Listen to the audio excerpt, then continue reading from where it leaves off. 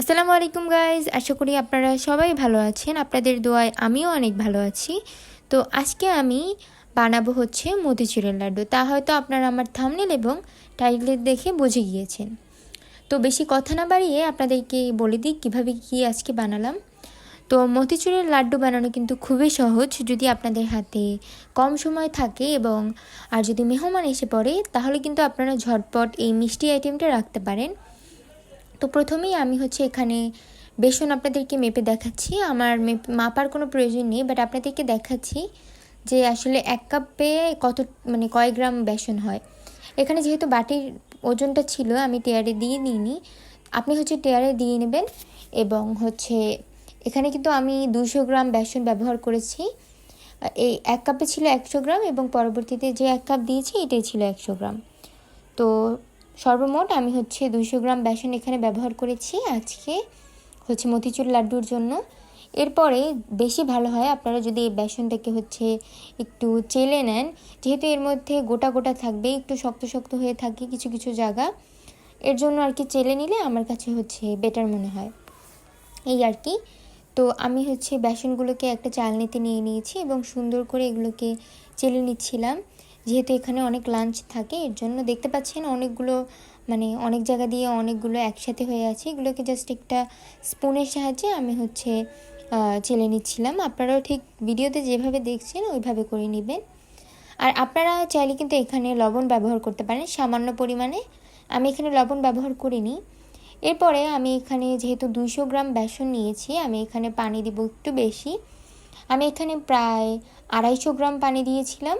আমার 250 গ্রাম পানিতেই হয়ে গিয়েছে। আপনারা হচ্ছে কনসিস্টেন্সিটা আমার শেষে দেখে নেবেন যে কীভাবে, ঠিক অতটুকু পরিমাণ পানি নেবেন ওই রকম কনসিস্টেন্সির জন্য।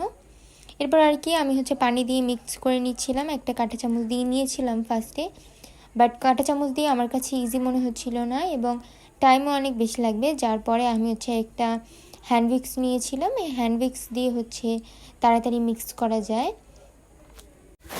আর হ্যাঁ, আরেকটা কথা আপনাদেরকে বলে নিই, আপনারা কিন্তু অনেকেই আমার ভিডিও দেখেন কিন্তু সাবস্ক্রাইব করেন না। তো প্লিজ আমার চ্যানেল থেকে আপনারা সবাই সাবস্ক্রাইব করবেন, কারণ আপনাদের রেসপন্স পেলে আমি হচ্ছে ভিডিও আপলোড করতে উৎসাহিত হই এর জন্য। তো আপনারা প্লিজ সবাই আমার চ্যানেলটাকে সাবস্ক্রাইব করে দেবেন। তো এখানে দেখতে পাচ্ছেন আমার মতিচুরের লাড্ডুর যে গ্রেভিটা এটা কিন্তু হয়ে গিয়েছে।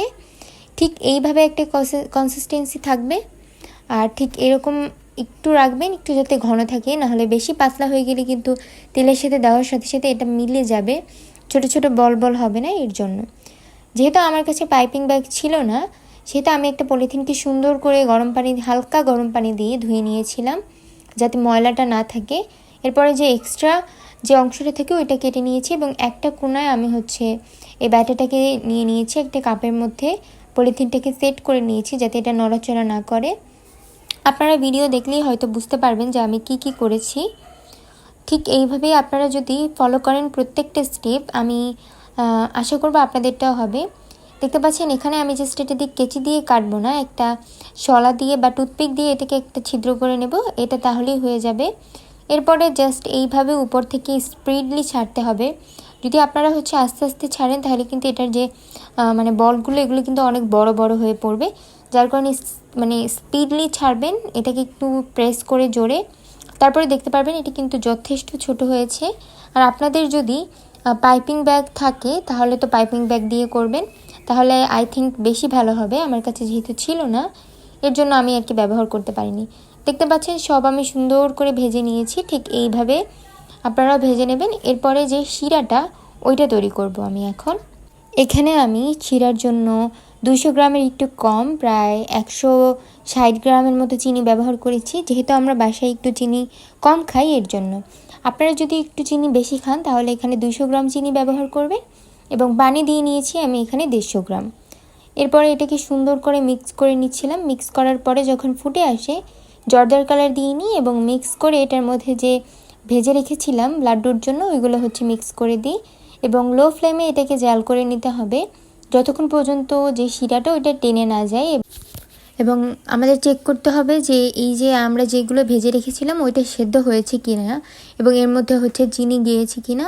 যদি সব ঠিকঠাক থাকে তাহলে এটাকে নামিয়ে নিতে হবে। এখানে প্রায় আমি 5 মিনিটের মতো জাল করে নিয়েছি।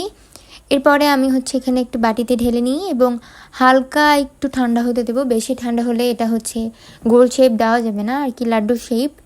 এর জন্য আমি এখানে একটা বাটিতে নিয়ে নিয়েছি সুন্দর করে, এবং হালকা যখন ঠান্ডা হয় আমি হাতে একটু ঘি মেখে নিয়েছিলাম। এবং আপনারা যে যেরকম সাইজের চান ওইভাবে লাডুগুলো শেপ করে নেবেন। আমি যেহেতু মিডিয়াম রাখবো, যার কারণে আমি মিডিয়াম শেপে বানিয়ে নিচ্ছিলাম। আর হাত দিয়ে বানাতে কিন্তু একটু কষ্ট হয়, যেহেতু এটা গরম থাকে এর জন্য। তাই আমি আপনাদেরকে সাজেস্ট করব আপনারা গ্লাভস পরে নেবেন হাতে। আমি একটাই হাত দিয়ে বানিয়েছিলাম, পরবর্তীতে প্রচুর পরিমাণে গরম থাকার কারণে আমি 2 হাতেই গ্লাভস পরে নিই। আর এইটা স্বাস্থ্যকরও আমাদের কাছে। আপনারা হয়তো অনেকে বলবেন হাত দিয়ে কেন বানাই, এর জন্য আর কি বললাম। গ্লাভস ব্যবহার করলে সুবিধা আছে, অনেক বেনিফিট। হাতে গরম তাপটাও আসবে না, আর লাড্ডু তাড়াতাড়ি হয়ে যাবে। তো সবগুলো লাড্ডুকে আমি সুন্দর করে শেপ দিয়ে নিয়েছি এবং ডেকোরেশন করে নিয়েছি সুন্দর করে। আপনারা বানিয়ে আপনাদের বাসায় যা কিছু আছে সুন্দর করে ডেকোরেশন করে নেবেন, তাহলে দেখতে আশা করি অনেক সুন্দর লাগবে। ভেঙে দেখাচ্ছিলাম যে কী সুন্দর হয়েছে। আমার কাছে কিন্তু টেস্টটা অনেক মজা লেগেছে। তো আপনারা অবশ্যই বাসায় ট্রাই করবেন এবং আমাকে কমেন্টে সবাই জানাবেন যে আমার আজকের মতিচুরের লাড্ডুর ভিডিওটা আপনাদের কাছে কেমন লেগেছে। এবং পরবর্তীতে কোনো ভিডিও যদি আপনারা দেখতে চান, সেই টাইপের ভিডিও দেখার জন্য আমাকে অবশ্যই কমেন্টে জানাবেন। তো আজকের ভিডিওটা এই পর্যন্তই। ভালো থাকবেন সবাই, আল্লাহ হাফেজ।